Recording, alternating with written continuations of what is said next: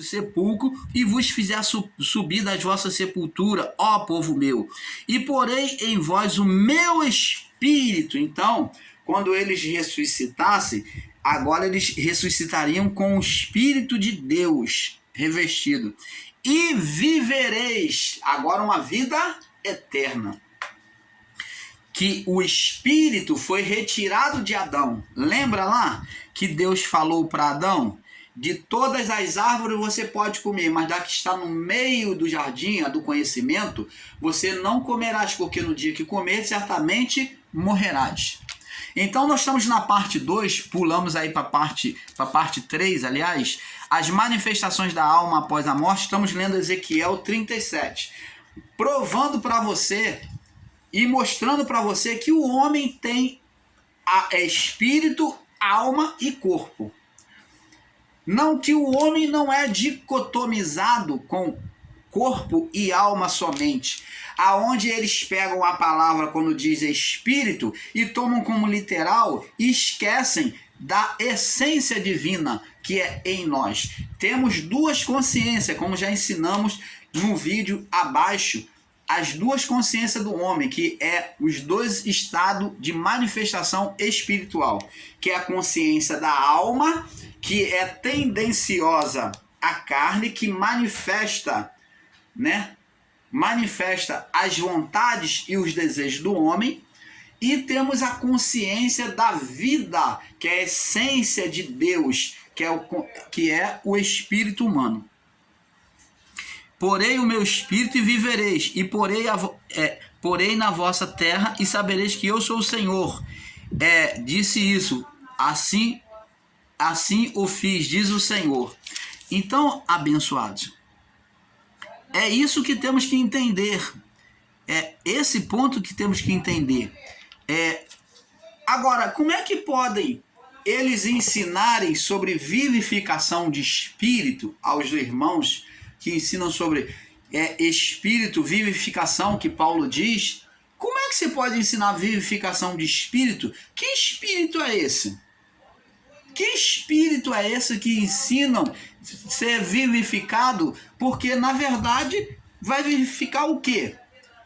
Não fala de vivificação da alma, mas será que eles estão trocando a palavra espírito pela alma?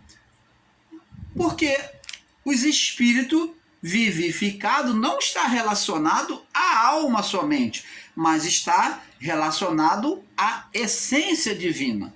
É isso que Deus veio recuperar em Cristo. Porque a alma do homem, Deus sentenciou que a alma que pecar, essa morrerá. E como é que Deus vivifica espírito se você coloca como se fosse a alma? Deus não está falando da alma do homem, mas o espírito, que é a parte divina que ficou presa à condenação espiritual no pecado de Adão. Por isso que em Cristo o pecado na cruz, após a cruz, então o pecado, a condenação é retirada. A condenação de pecados inicial. Quando João vê Jesus vir ser batizado, ele diz: eis o Cordeiro de Deus que tira o pecado do mundo, a condenação, que vai tirar os espíritos da prisão. É isso que João está dizendo. Tirar o pecado, a condenação inicial. É esse pecado que Deus tirou do mundo, e não o pecado pessoal. Senão, de que adianta então Paulo está pregando o evangelho e os discípulos estão pregando, quando Paulo diz lá em Gálatas, não erreis, porque de Deus não se zomba, naquilo que o homem pecar, naquilo que o homem plantar, isso também ceifará. Então, como é que adianta então, se o pecado foi retirado do homem, como eles estão ensinando aí, com um erro brutal e se achando cheio de razão? Eles se acham cheios de razão nos seus ensinos, mas estão dizendo que o pecado foi retirado. Mas esse pecado que foi retirado foi o pecado adriano, o pecado inicial. Foi o pecado inicial. de toda a criação. Isso envolve não só o povo antigo, mas como eu, você e todos os que virão nesta vida. Porque se Cristo não tivesse tomado esse ato de cruz, o mundo estaria na mesma condição de condenação espiritual. Nós, ao morrermos no corpo, ficaríamos com os espíritos em prisão, no seio de Abraão ou no abismo, no inferno. Você está entendendo? Então, para que os espíritos voltassem para Deus ou para casa, para tirar daquele estado de seio de Abraão ou de paraíso, como Jesus falou para o ladrão da cruz, hoje mesmo estarás comigo no paraíso. Então, para tirar essa condição de paraíso ou de seio de Abraão dos justos, dessa prisão dos justos, então foi que Cristo morreu no madeiro. Ele tirou agora esse estado de condenação, de prisão, de seio de Abraão, de justo. Já não mais existe a morte agora. A segunda morte para os santos já não mais existe, mas existe ainda para o ímpio. A palavra não diz que ele foi tirar lá do inferno, do Geena, os espíritos estavam no Geena, mas ele, quando disse para o ladrão, ele disse que iria para o paraíso. Hoje mesmo estarás comigo no paraíso. E Pedro diz que ele foi e pregou aos espíritos em prisão. Que prisão foi essa? O seio de Abraão, ou o paraíso. Você está entendendo, abençoado? Então os irmãos, os legalistas da graça, eles se acham, se sentem e não querem voltar atrás porque não são humildes o suficiente e jamais vão entenderem. Por mais que entendam, não vão serem homens o suficiente de admitir que o pecado não foi retirado. Que o pecado que foi retirado de nós foi o pecado inicial. Ele foi tirado de todo mundo, de toda a criação. Não há mais condenação de pecado contra o espírito. Estado de espírito apagado. Condenação espiritual. Agora a condenação que nós trazemos é pelo nosso próprio pecado, pela própria carne. Então, isso vamos prestar conta a Deus. Eles estão aí ensinando você uma vida relapsa, dizendo que não tem pecado, que não temos mais pecado, que não, ninguém mais vai para o inferno. Eles pregam para poder alegar que não tem inferno. Isso tudo, todos esses ensinos são errôneos e maligno que está rodando aí na graça. E nós a cada dia vamos estar mostrando dentro da palavra o quanto é maligno esses ensinos. Então, abençoados, vamos prosseguir, não vamos perder tempo com esse pessoal não. Então, se eles pregam vivificação, de que vivificação de quê? De que eles estão fazendo? Vivificação da alma? Alma vivificada? Se a alma estava escrava da carne, como é que ela pode ser vivificada? Se a alma trazia, ela se voltou para os desejos carnais de Adão até a cruz, até o madeiro, se ela se voltou de todos, se voltou para os desejos carnais, como é que então vivificação de espírito? De qual espírito Paulo está falando? A essência divina, que fomos formados de espírito, alma e corpo.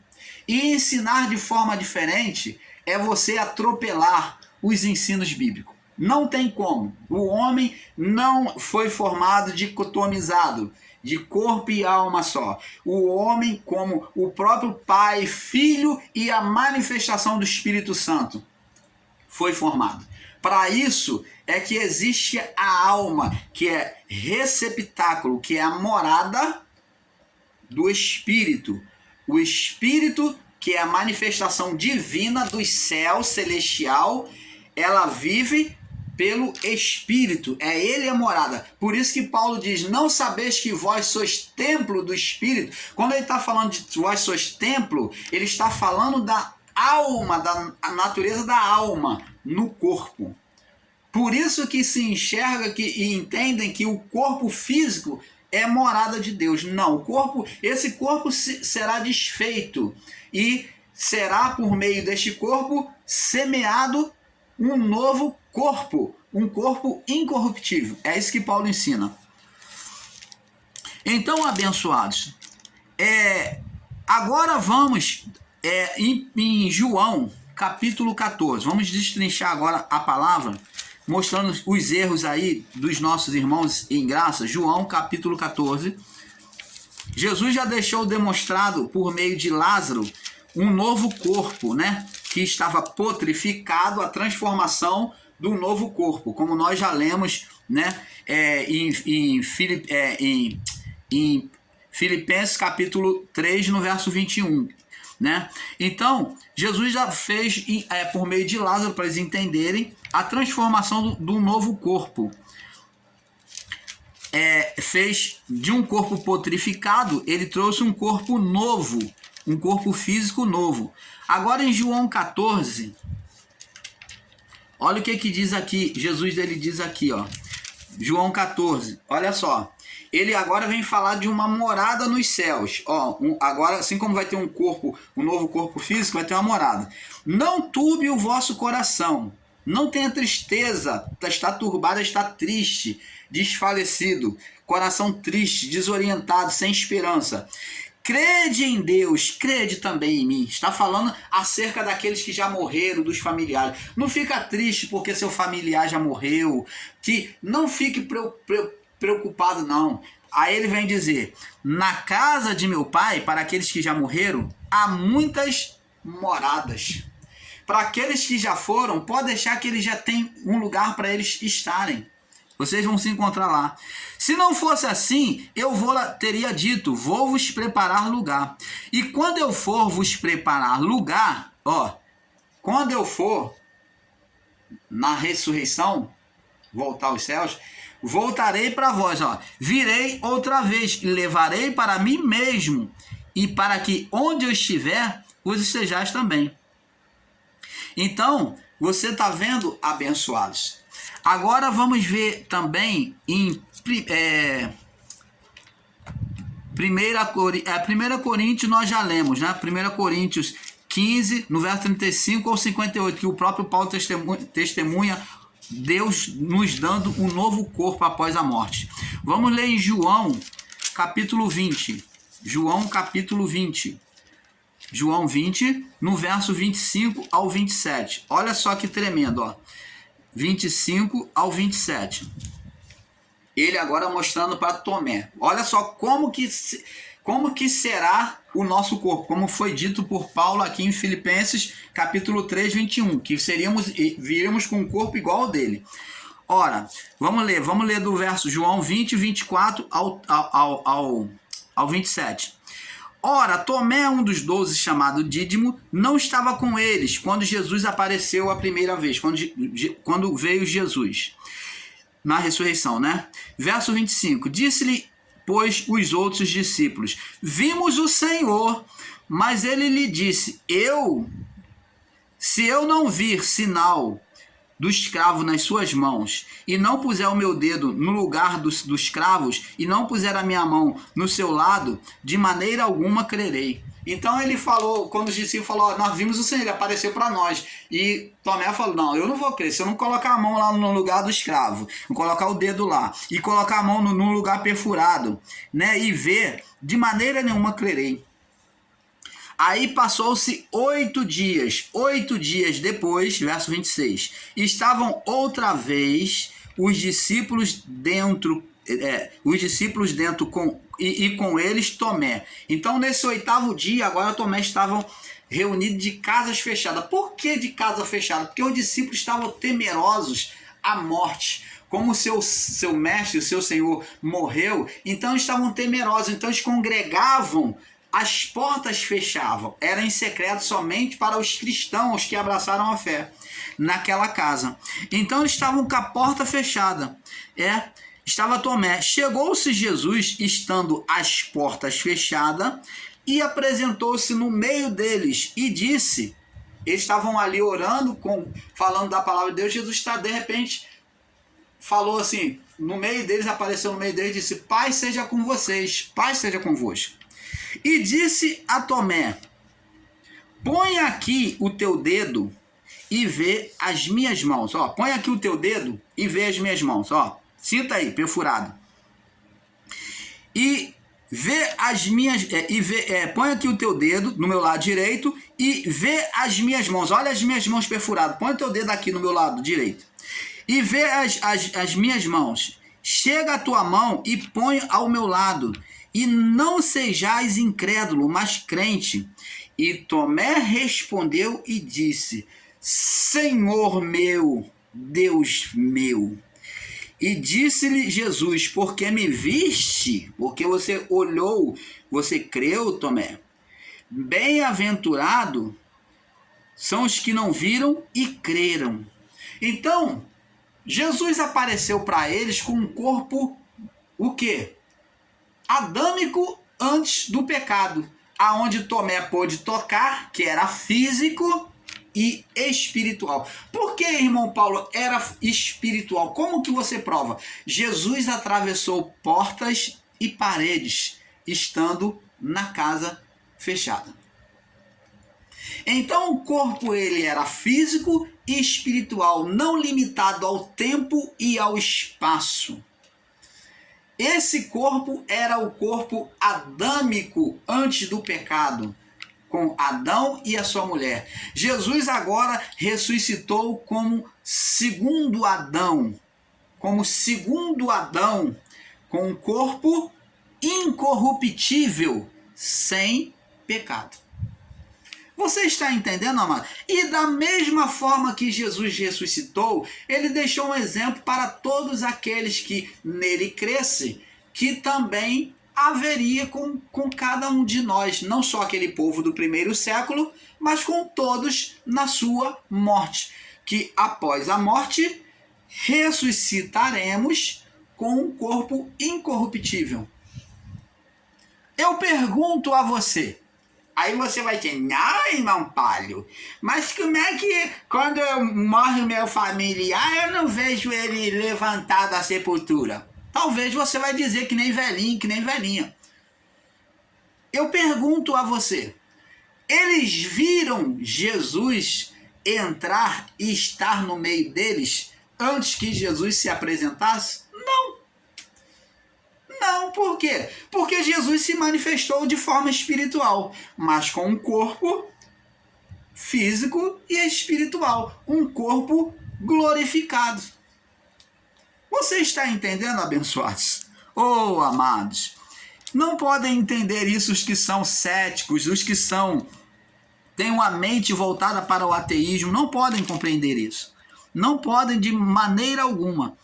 Então vamos agora ver também no livro de Apocalipse, confirmando que teríamos um novo corpo, sobre as coisas físicas, né? Físicas e espirituais nos céus. Um físico diferente do nosso, né? Do nosso. É um físico espiritual. Diz aqui, ó, Apocalipse capítulo 22, Apocalipse 22, no verso 25, 22 do verso 1 ao 5, do verso 1 ao 5, diz assim, mostrou-me um rio puro de água da vida. Olha, lá no Éden tinha um rio. Lembra? Tinha rios que passavam no meio do Éden, né? Mostrou-me um rio puro da água da vida, claro como um cristal, que procedia do trono de Deus e do Cordeiro. Aos que são incrédulos, que não acreditam que exista nos céus esse rio, essa cidade nos céus que tem tronos celestiais, você que não acredita, fica sem acreditar, porque a criação, aos que são céticos e incrédulos, a criação de tudo, de quase todas as coisas que há na terra foram feitas a partir das imagens que existia nos céus. Por isso Jesus ensinou na oração: seja feita a tua vontade, assim, ó, a comparação, ó, assim, ó a comparação, seja feita a tua vontade, assim, aqui na terra seja feita a tua vontade, aqui na terra como é feita nos céus. Então, as imagens dos céus vieram para a terra, foram projetadas por Deus aqui na terra de forma física. E não o contrário. Então, você querendo ou não, meu irmão, minha irmã, acreditar que exista figuras, que exista rios nos céus, celestial, né? Físico e espiritual, né? Como o corpo de Jesus, né? Que esse mesmo Éden de Adão e a sua mulher exista nos céus, então, antes do pecado, né? Então, se você não quer acreditar, muito bem, não acredite. Mas a palavra está dizendo: mostrou-me um rio de água da vida, claro como cristal, que procedia do trono de Deus e do Cordeiro. Aí vem os sabidão daqui, ensinadores em graça, que diz que não, isso é uma linguagem de figura, irmão. Você não está vendo que isso é uma imagem de figura, que no céu não tem água. Oh, absurdo. É muita ignorância, né? Verso 2, vamos ler mais, ó. No meio da praça, ó, que tem a praça também, ó. E de um lado do rio estava a árvore da vida, que produz 12 frutos. Ó, árvore da vida, ó, mesmo mostrada a Adão lá, ó. Que produz 12 frutos, ó, relacionado aos discípulos, ó. As 12 tribos de Israel, 12 frutos, e dando seu fruto de mês em mês, todo mês dava fruto, e sem limitação, tá vendo? As árvores, as folhas das árvores são para remédio das nações, ó. E ali nunca mais haverá maldição contra alguém, e nela estará o trono de Deus e do Cordeiro, ó, 2 tronos, e os seus santos servos o servirão. Verão o seu rosto, ó, vão ver o seu rosto. Como que vai ver o rosto? Como é que vai ver o rosto de Jesus? Como que vai ver o rosto de Jesus, né, e de Deus, se não tiver um corpo físico espiritualizado, um corpo igual ao da ressurreição? Ó, verão o seu rosto e as suas testas, ó. E nas suas testas estará o seu nome. Como é que a pessoa vai estar nos céus, o irmão Paulo vai estar nos céus, e na testa do irmão Paulo vai estar o nome, se o irmão Paulo não tem uma testa? Se é apenas um fantasma? Você está vendo que aqui eles têm um corpo físico, amado. Receberam um corpo físico e espiritual, e ali não haverá mais noite. Ó, não haverá mais noite. A noite é uma coisa desta vida. Ó, tá vendo? E nem necessitarão de lâmpada, nem de luz do sol. Ó, as coisas físicas, a noite, os astros, já não precisa mais lá. Porque o Senhor Deus os alumia e reinarão para sempre. Tá vendo? A glória de Deus vai iluminar toda a cidade. Oh, maravilha! Vamos agora passar agora para o Apocalipse capítulo 7. Apocalipse 7. Vamos aí, desmistificando, fazendo cair por terra esses enganos aí que está sendo trazido em graça aí como verdade e não são verdade. A gente pensou que era verdade, mas não é verdade, né? Tudo mentira, tudo engano. Apocalipse 7, 14. E eu disse, Senhor, vamos ler aqui do verso 13. E um dos anciões me falou dizendo: estes são os que estão vestidos de veste branca. Quem são e de onde vieram? Ó, de veste branca. Ó, um corpo vestido com veste branca. Um corpo glorificado, é claro, né? De onde vieram? Aí pergunta. E disse no verso 14. Disse-lhe: Senhor, tu sabes. E ele lhe disse: esses são os que vieram da grande tribulação e lavaram as suas vestes e as branquejaram no sangue do Cordeiro. Por isso estão diante do trono de Deus e servem de dia e de noite no seu templo. Ó. E aquele que está sentado sobre o trono os cobrirá com a sua sombra. Nunca mais terão fome, nunca mais terão sede. nem sol, nem calor lhe cairá sobre a cabeça, porque o cordeiro que está no meio do trono os apacentará, e lhe servirá de guias para as fontes vivas das águas, e Deus limpará dos olhos toda lágrima. Então você está vendo que diante da glória de Deus não haveria mais sofrimento. Então vamos prosseguindo, vamos avançando no entendimento. Então, agora vamos lá no livro de Jó, que Jó mostra que ele já entendia que receberia um novo corpo. Vamos lá no livro de Jó. Jó entendeu, com sabedoria pelo Espírito, que receberia um novo corpo. Vamos ver isso aqui. Jó capítulo... Deixa eu ver aqui. 16, 26. Jó 16, 26.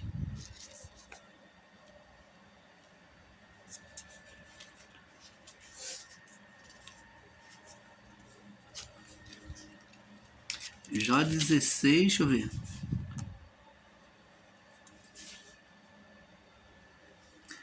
Eu acho que o irmão Paulo 15.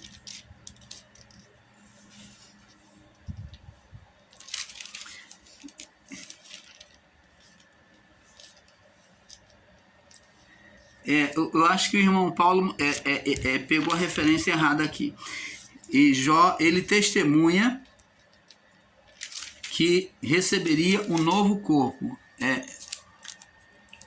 O irmão Paulo pegou a referência errada, mas eu vou deixar embaixo para vocês, tá? Eu vou deixar embaixo para vocês,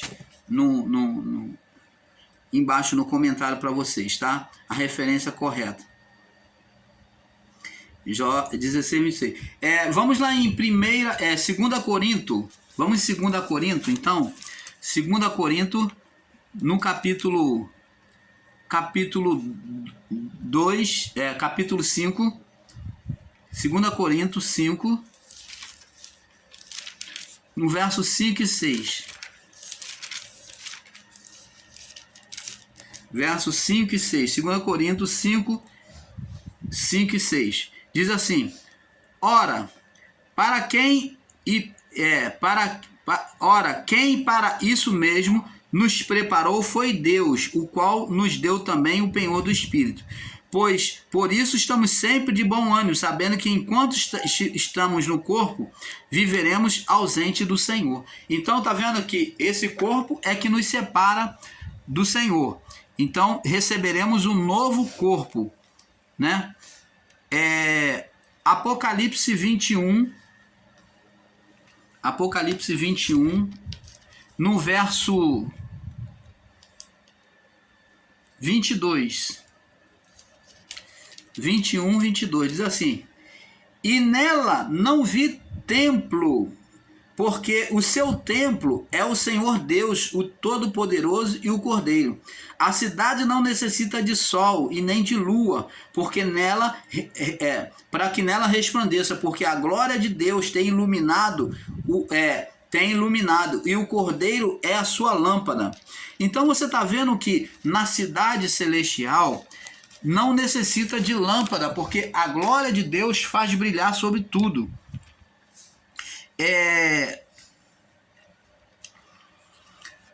Então a alma, como diz, a alma abençoada, é isso que temos que entender. A alma dormia sim,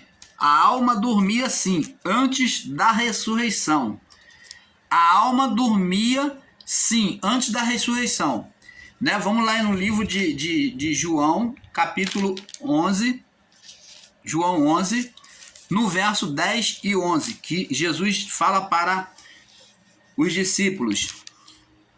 Diz assim: Mas se andar de noite, tropeça, porque nele não há luz. Assim falou. Depois disto, disse-lhe: Lázaro, o nosso amigo, dorme, mas vou despertá-lo do sono. Então, no período de Adão até Cristo, até o madeiro, até a ressurreição, vamos falar de Adão até a ressurreição de Cristo, as almas, né, que morriam, elas, quando a pessoa morria, ou a alma, a vida que morria, a alma ficava em estado dormente, né? Estava dormente, ela dormia. Por isso que Jesus disse que Lázaro dorme e eu vou despertá-lo. Então Lázaro, como um santo de Deus, quando morreu, Jesus estava dizendo que a alma estava junto ao corpo, ainda dormente. Por quê? Porque a alma não podia subir o espírito, que a alma e espírito são juntos, tá? É isso que eu estou explicando aqui. Alma e espírito são juntos. Então, a alma, o espírito, não podia voltar para Deus por causa do estado de condenação. Então, ficava-se em prisão. Então, na morte do corpo, havia um tempo, um pequeno tempo, em que a alma ficava dormente ao corpo, junto ao corpo. E nesse período de tempo, que ela não era destinada nem para o seio de Abraão, e nem ainda não havia sido destinada nem para o seio de Abraão, e nem para o abismo, para o inferno, então essa alma ficava em estado intermediário.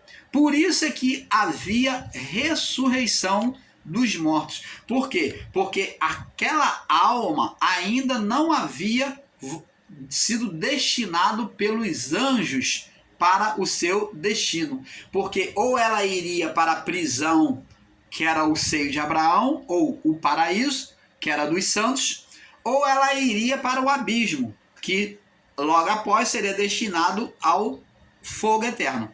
Então, como havia esse tempo, por isso que Lázaro, Jesus disse que ele estava dormente, que a alma estava dormindo, estava em estado de dormência junto ao corpo. Não que ela ficou aprisionada. Ela estava em estado de dormência. Por quê? Porque existia ali um propósito de Deus para ser manifesto por meio do corpo de Lázaro, aonde a alma seria despertada para mostrar aquilo que Deus faria com a vida daqueles santos que morressem. Você está entendendo, abençoado? Então, abençoado, a alma, ela ficava junto ao corpo, né? João, capítulo 11, no verso 10 e 11. Prova disso que muitos na ressurreição de Jesus foram ressuscitados. Como também no período antigo, Eliseu ressuscitou, Elias ressuscitou vidas. Então, como no período antigo ressuscitava, porque a alma ainda estava junto ao corpo. Mas era um período pequeno e era para... essas almas tinham um propósito divino, né? Não era de todos. Agora, nós temos que saber separar os tempos, né? Que é antes da cruz e depois da cruz. Isso não acontece mais. Agora, quando nós morremos, a alma não fica mais junto ao corpo. Agora, a alma, o espírito,